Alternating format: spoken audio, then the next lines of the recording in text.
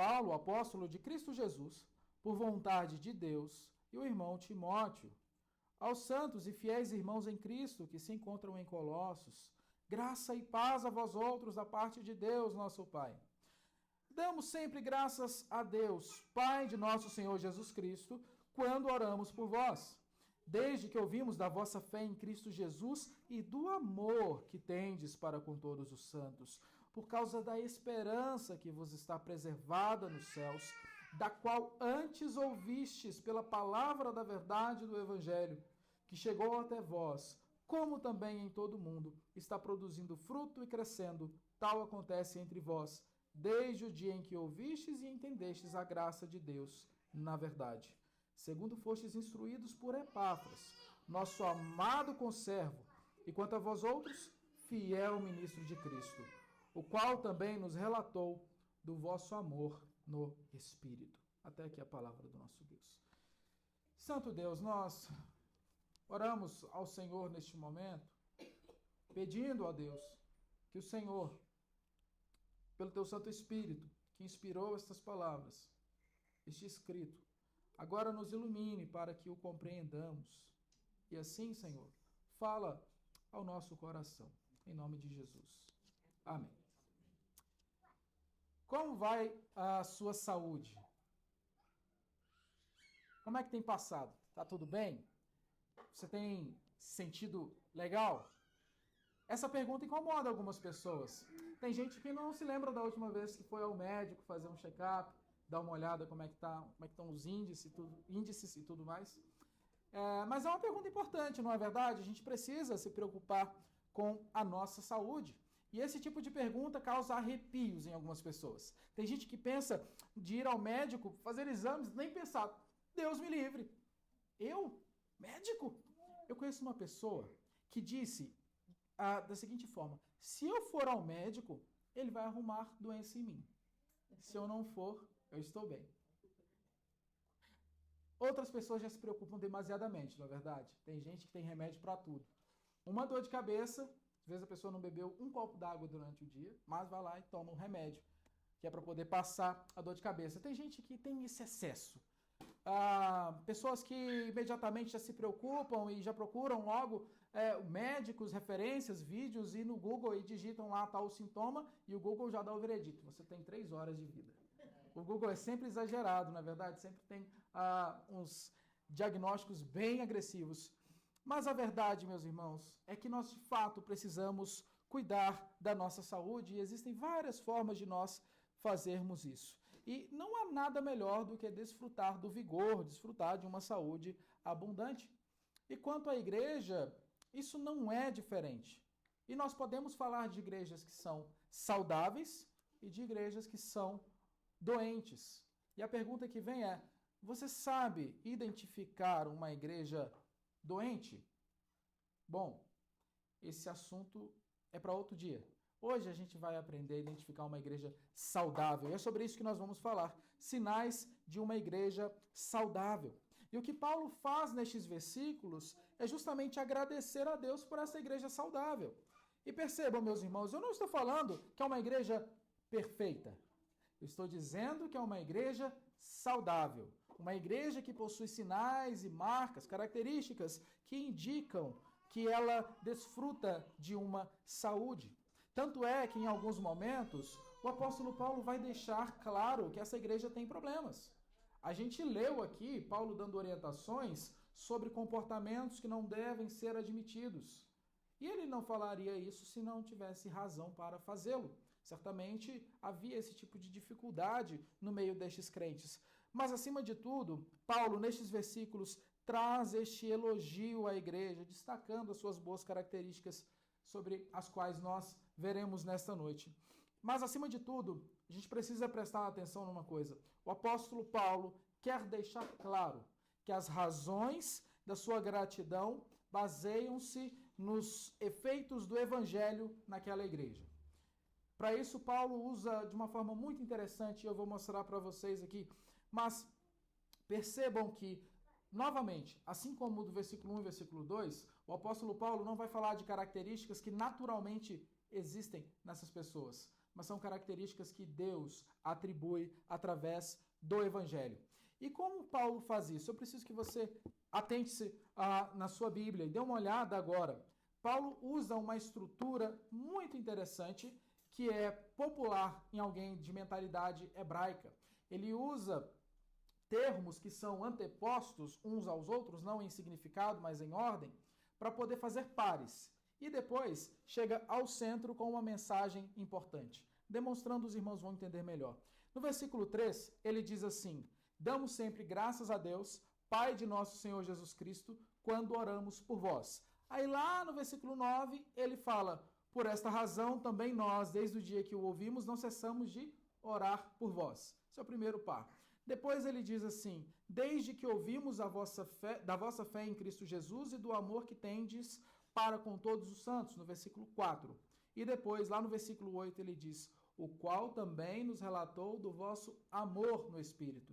Percebem que é a mesma temática, o mesmo assunto. Depois, no versículo 5, ele fala assim: da qual antes ouvistes pela palavra da verdade do Evangelho.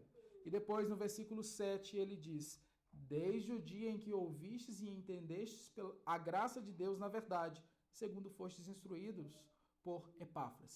E agora vem a parte central daquilo que Paulo quer falar. E ele diz, no versículo 6, que chegou até vós, como também em todo mundo está produzindo fruto e crescendo. Tal acontece entre vós. Essa é a mensagem central que o apóstolo Paulo quer trazer, e qualquer um de seus leitores ou ouvintes que tinha a mesma mentalidade entenderia essa mensagem. Então, considerando isso, nós podemos resumir a mensagem de hoje com a seguinte frase: uma igreja saudável está fundamentada na fiel pregação do Evangelho. É sobre isso que esse texto está falando e é sobre isso que nós veremos. Assim, a primeira marca, o primeiro sinal de uma igreja saudável é que uma igreja saudável manifesta sua fé em Jesus. Versículos 3 e 4. Isso parece óbvio, mas nós veremos que não é. Versículo 3 e versículo 4 dizem assim: damos sempre graças a Deus, Pai de nosso Senhor Jesus Cristo, quando oramos por vós, desde que ouvimos da vossa fé em Cristo Jesus e do amor que tendes para com todos os santos. Somente até a fé em Cristo Jesus, essa primeira parte. Meus irmãos, uma igreja saudável manifesta a sua fé em Jesus. Isso parece ser algo que é óbvio, nítido, mas não é. Talvez seja óbvio para nós, que fazemos parte de uma igreja saudável e podemos perceber isso. Mas quando nós falamos sobre uma igreja professar a sua fé em Jesus, nós estamos falando de uma igreja manifestar a sua fé em Cristo de acordo com a Escritura. E o que nós vemos em muitos lugares por aí não é isso. Pessoas que dizem crer em Jesus Cristo, igrejas inteiras, que adotam o cristianismo, pelo menos em seu estatuto, porém a prática é totalmente diferente. E se nós estamos falando de igrejas, nós estamos falando de pessoas. E cada um de nós tem uma responsabilidade individual quanto a isso. Há um estudioso, um teólogo chamado David Fuller, que disse uma frase muito interessante: se você fosse preso por ser cristão, haveria provas suficientes para condená-lo? Se você fosse preso por ser cristão, haveria provas suficientes para condená-lo? Bom, eu uso essa frase não no sentido de você viver mostrando para os outros que você é crente, ou como aqueles que ficavam de pé nas praças e em frente das sinagogas orando, a quem Jesus critica. Mas será que o Jesus Cristo que você professa é o Jesus Cristo da Escritura? Um grande problema que nós temos no nosso tempo é que as pessoas hoje conseguem fazer vários Jesus ao próprio gosto. A pessoa faz Jesus como ela quiser. Um Jesus líder político, alguém que não se acovardou diante de um imperialismo e vivia com aqueles que eram vistos como malfeitores e então liderou uma rebelião. Tem gente que acredita nessas coisas. Nós, porém, acreditamos no Jesus da Escritura. E por esta razão, nós precisamos dar testemunho. Precisamos viver como quem crê em Jesus. Percebam, meus irmãos, não é tão importante aquilo que você faz aqui O mais importante é como você sai daqui. Porque aqui, meus irmãos, nós estamos prestando culto ao nosso Deus e isso deve produzir em nós mudança de vida. A nossa fala deve ser diferente. O nosso pensamento deve ser diferente. O nosso auxílio deve ser diferente. A forma como enxergamos as pessoas deve ser diferente. Pare para pensar que aquela pessoa mais terrível, que cometeu as piores atrocidades do mundo, foi feita à imagem e semelhança de Deus, assim como você. E como você crê em Jesus Cristo, você consegue enxergar isso e tratar aquela pessoa com a dignidade que essa pessoa merece, ainda que seus atos sejam indignos. Por isso, manifestar a fé em Jesus Cristo não é uma coisa tão simples como se pensa quando se fala no contexto de igreja. Nós precisamos nos lembrar que Paulo está escrevendo para uma igreja em contexto de Império Romano. E manifestar Jesus Cristo como Senhor é dizer, Cristo é o meu rei, diante de um governo que não tolera outro rei, senão aquele. Nós vemos, inclusive, o próprio apóstolo Paulo sofrendo por isso e sendo levado à morte, exatamente porque um império que não aceitava esse tipo de colocação. Mas percebam que o apóstolo Paulo diz que a fé em Jesus Cristo foi manifesta. Não é uma igreja tão somente subterrânea. Evidentemente, possivelmente, essa igreja não se reunia com a liberdade que nós temos hoje, mas as pessoas sabiam a respeito daqueles que eram os crentes. Por isso, uma igreja saudável manifesta a sua fé em Jesus acima de tudo. Nós não podemos, em hipótese alguma, negociar este valor principalmente. Nós não podemos usar da nossa influência na sociedade para fazer o nosso nome crescer ou para que nós sejamos conhecidos, mas acima de tudo, precisamos tornar Cristo conhecido. É para isso que nós estamos aqui. A igreja é uma agência do reino de Deus e deve servir assim. Em segundo lugar, um outro sinal de uma igreja saudável pratica o amor mútuo. Perceba, a parte B do versículo 4, dizendo assim, e do amor que tendes para com todos os santos. Meus irmãos, falar sobre amor é uma coisa muito bela, uma coisa bonita, não é verdade? A gente tem músicas por aí que expressam isso de diversas formas. Poetas que escrevem sobre o amor e as coisas mais belas. Mas quando a gente fala e olha na Escritura Jesus Cristo nos ensinando a amar uns aos outros, naturalmente estranhamos isso. Porque você amar uma pessoa que te trata bem, uma pessoa que está preocupada com você, é muito natural e é muito fácil. Agora, amar aquele que te odeia, amar aquela pessoa que não vai com a tua cara, aquela pessoa que fala mal de você, que simplesmente quer te ver mal, você tem o dever de amar essa pessoa. É a Escritura que está dizendo, não sou eu. Todos nós temos esse dever de praticar este amor mútuo e essa igreja era reconhecida por isso. Percebam que quando Paulo escreve para uma igreja doente, uma igreja que tem problema, que é a de Corinto, lá no capítulo 11 da primeira carta, versículo 18, ele fala assim, porque antes de tudo, estou informado a haver divisões entre vós quando vos reunis na igreja, e eu, em parte, o creio. Paulo tem que dizer assim, olha, pior de tudo é que eu acredito que tem divisões por aí. Percebam a diferença de fala para Colossos e para Corinto. O contrário do amor mútuo é divisão. Panelas, grupinhos, gente que não se dá com outro tipo de gente, gente que não quer ficar perto de outras pessoas, que não se relaciona. Isso é inadmissível no corpo de Cristo. Isso é um absurdo, uma das coisas mais sem lógica. Literalmente, eu estou usando o termo lógica no sentido de fazer sentido. Não faz sentido. Porque o corpo é um. Como a minha mão direita vai dizer que não gosta da minha mão esquerda? Como os meus pés dirão que não gostam dos meus braços e assim por diante? Isso é ilógico. E é por isso que Paulo fala, e eu creio, usa essa ênfase para dizer, de fato isso acontece. Mas essa igreja de Colossos é diferente. É conhecida por ter amor mútuo. A mutualidade do amor não é uma prerrogativa nossa. Quero dizer o seguinte, não sou eu quem vai garantir que o meu irmão será recíproco no amor. Isso é uma responsabilidade dele. Mas a minha e a responsabilidade de vocês também é de amar. Amar uns aos outros. E percebam, ele fala assim, do amor que tendes para com todos os santos. Falamos semana passada quem eram os santos. Os santos são aqueles que são separados. Aqueles que foram separados por Deus, consagrados por Deus para servirem a Deus.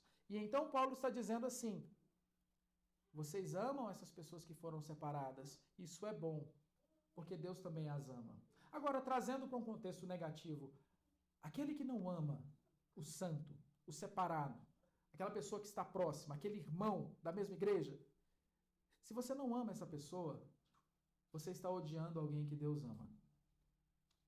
Você está se colocando de forma contrária à vontade de Deus e dizendo que Deus não tem razão em amar, já que você odeia. O contrário do amor é odiar. Não existe isso de dizer assim, eu sou indiferente. Não. Ou ama ou odeia. A Escritura é clara quanto a isso.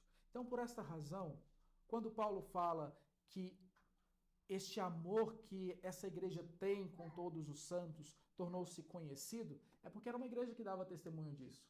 Era uma igreja que estava junta, perseverava unânime em oração, como, por exemplo, a igreja primitiva, em tudo que fazia, estavam juntos, tinham tudo em comum, e este tudo é Cristo. Daí ele fala depois, Cristo em todos. Tudo em todos. Por isso, uma outra marca que nós encontramos aqui, um outro sinal, é a prática do amor mútuo. Uma igreja que não pratica o amor mútuo está doente e precisa de correção. Correção pastoral, correção por parte de pastores, presbíteros docentes e regentes. Uma igreja precisa de acompanhamento quando esse tipo de prática é encontrada. Não pode haver esse tipo de coisa no meio da igreja de Cristo. Agora, um outro sinal de uma igreja saudável é que uma igreja saudável nutre esperança escatológica. Essa palavra é muito importante. Escatológica significa o estudo das coisas finais, das últimas coisas, dos últimos tempos. Então nós estamos falando, nutre esperança naquele último dia, nos últimos momentos. E o versículo 5 fala assim, por causa da esperança que vos está preservada nos céus, da qual antes ouvistes pela palavra da verdade do Evangelho. Por que nós estamos aqui hoje? O que é que nós viemos fazer aqui? Essa pergunta é muito importante e a resposta é simples, cultuar a Deus. Viemos adorar a Deus porque fomos convocados por Ele. Exatamente. E isso indica algo muito maior do que tão somente o que fazemos aqui. Pare para pensar que hoje, no dia do Senhor, pelo menos nos países cujo fuso horário é semelhante ao nosso, todo o povo de Deus se reúne nesse dia para engrandecer e exaltar a Deus. Gente de diversas línguas, povos distantes, tribos, nações, gente de tudo quanto é lugar, adorando o nosso Deus. Todo mundo fazendo isso. Será que está todo mundo fazendo isso simplesmente por questão de rotina? Porque é legal encontrar algumas pessoas e depois do culto tomar um café, conversar, colocar a prosa em dia, como a gente diz em Minas? Não, não é por isso. É porque o que nós estamos fazendo aqui aponta para um deleite que nós teremos eternamente.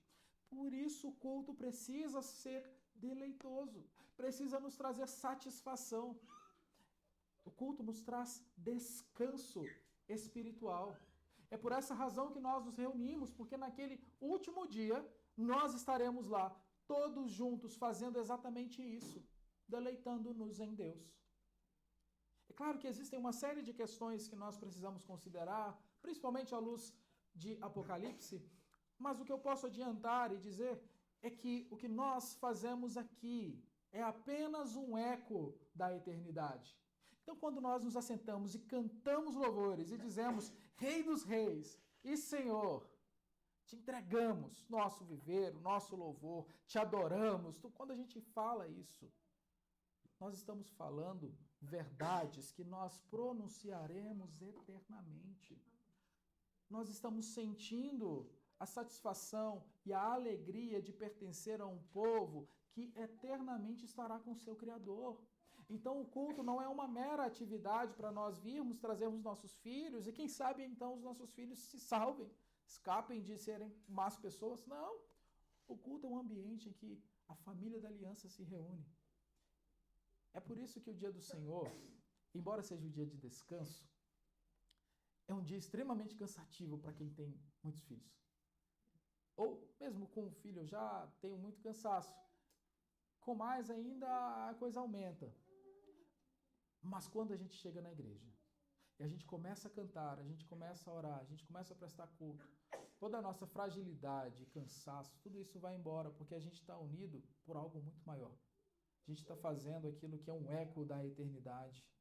A igreja é a manifestação visível do plano eterno de Deus. O culto não se limita a este tempo. Tudo isso que nós estamos fazendo aqui, meus irmãos, faz parte de algo muito maior.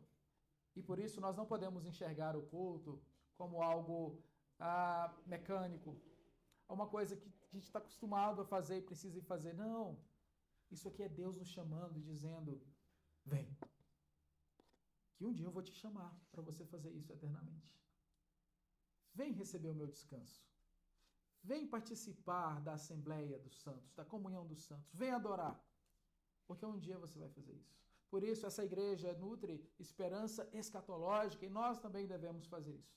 Nós devemos seguir da mesma forma, desejando aquele dia, tão glorioso dia, que é o dia do Senhor. E um último sinal que o apóstolo Paulo nos traz aqui sobre uma igreja saudável é que uma igreja saudável está firmada na Escritura.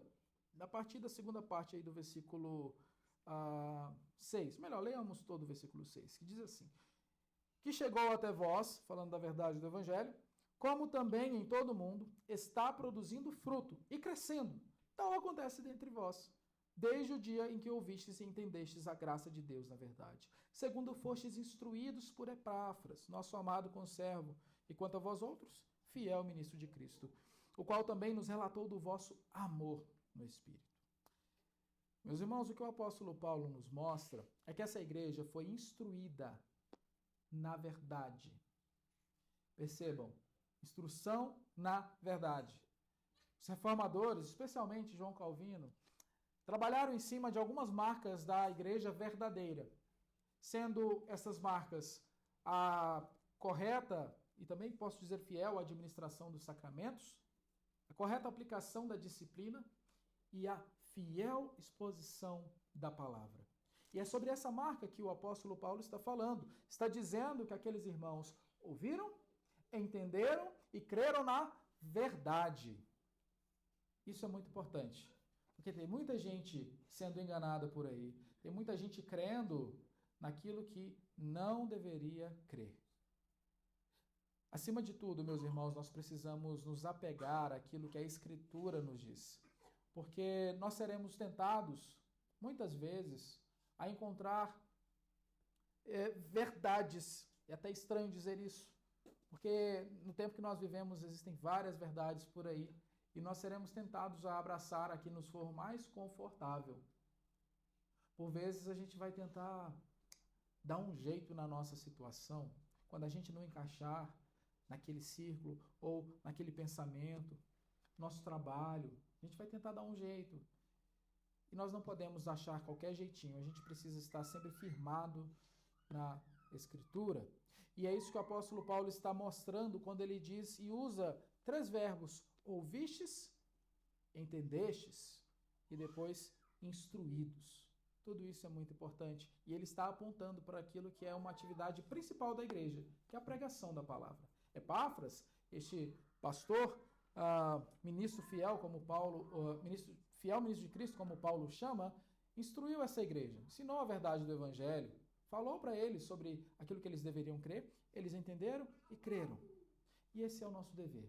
Mas agora, como igreja, e eu preciso resgatar novamente esse aspecto da individualidade, que cada um de nós, como igreja de Cristo, que coletivamente nos reunimos como igreja de Cristo, nós temos esse dever de estarmos firmados na Escritura, mas, acima de tudo, anunciando essa verdade da Escritura. Meus queridos irmãos, nós estamos sempre no mês de agosto falando sobre missões. Estamos falando sobre pregar o Evangelho. anunciar o evangelho nos povos longínquos. Ouvimos testemunhos de pessoas que anunciaram. E tudo isso é muito legal, muito importante para o nosso crescimento. Mas nós não podemos ficar simplesmente passivos ante o evangelho. Nós precisamos anunciá-lo, precisamos pregá-lo. Alguém disse, pregue o evangelho, se necessário use palavras. Isso está errado. Essa frase não corrobora com a Escritura, não faz parte do que a Escritura ensina. Você precisa pregar o evangelho com palavras, afinal de contas, é a palavra de Deus. É claro que quem disse isso quis ressaltar a importância do bom testemunho, mas nós precisamos anunciar a Escritura, que é a base da nossa vida, nossa regra de fé e de prática. Nós não acreditamos naquilo que alguém pretensamente vai nos dizer, que Deus contou, ou simplesmente olhar em o que as estrelas em determinada posição, os astros têm a ver com a minha vida. Não, a gente crê na Escritura. A gente crê naquilo que a Bíblia nos diz e nós precisamos levar isso além. Cada um de nós tem uma missão. E é sempre importante levar a mensagem que é pregada, o sermão, para esse rumo. O que nós fazemos com aquilo que nós ouvimos aqui? O que cada um de vocês, o que eu tenho de responsabilidade após ouvir todas essas coisas que estão sendo ditas aqui? O que eu faço? Uma pergunta que todos vocês fazem, sem saber que fazem, mas fazem o que isso tem a ver comigo? O que esse texto tem a ver comigo? E agora eu pergunto, o que vocês farão sabendo disso aqui? Como é que isso muda a nossa vida e molda a nossa vida? Eu gostaria de ressaltar as falas de Paulo e como Paulo centralizou isso, como eu expliquei no início. Ele fala sobre a palavra da verdade do Evangelho, que chegou até vós, versículo 6, como também em todo o mundo está produzindo fruto e crescendo. Tal acontece entre vós. Paulo está dizendo que a evangelização está ocorrendo, que a igreja está crescendo. Nosso Senhor Jesus Cristo deixou a ordem aos seus discípulos para irem e pregar o Evangelho. E depois, em Atos capítulo 1, a partir do versículo 8, a gente já vê o avanço do Evangelho até os confins da terra. E por isso, nós temos agora o apóstolo Paulo falando que está crescendo em todo o mundo. Evidentemente que todo mundo é na concepção geográfica que ele tinha naquela época. Mas hoje nós temos certeza que de fato é em todo o mundo. Temos missionários nos mais longínquos campos, nos mais distantes rincões, pregando fielmente a palavra de Deus. E isso não nos tira a nossa responsabilidade. Nós também somos prova deste em todo o mundo. Ontem, dia 12 de agosto, nós comemoramos 164 anos como Igreja Presbiteriana do Brasil. E como eu mencionei no nosso boletim, há um relato muito interessante de alguém que escutou um sermão e perguntou o que esse sermão tem a ver comigo. E ele responde o seguinte: hoje ouvi um sermão muito interessante do Dr. Rod. Esse sermão teve o efeito de levar-me a pensar seriamente no trabalho missionário no estrangeiro. O pouco sucesso que aparentemente apresentam as operações missionárias tinha me levado a não pensar em ser missionário. Mas vejo que eu estava enganado. Que os pagãos devem ser convertidos a Deus está claramente revelado nas Escrituras e estou convencido de que esse dia se aproxima rapidamente. Os que agora trabalham estão preparando o caminho e Deus não deixará que seu trabalho seja em vão. Quem lança os fundamentos receberá galardão igual ao de quem faz o acabamento do edifício. Eu nunca havia considerado seriamente o dever de trabalhar no estrangeiro, sempre parti do princípio que minha esfera de trabalho seria no nosso país, tão grandioso e que cresce tanto. Pois agora estou convencido de que devo considerar seriamente essa possibilidade. Se a maioria prefere ficar, não será o meu dever partir? Ashbel Green Simonton. Este homem ouviu o sermão, tomou uma decisão. E Deus, agindo na vida, através da vida deste homem, nos trouxe aqui hoje. Nós fazemos parte dessa história e deste evangelho que cresce em todo o mundo. Qual é o nosso dever? Como igreja saudável, o que a gente faz com essas informações que acabamos de receber e como vamos sair daqui? Que Deus nos ajude. Amém. Meus irmãos, certos de que somos chamados por Deus a adorar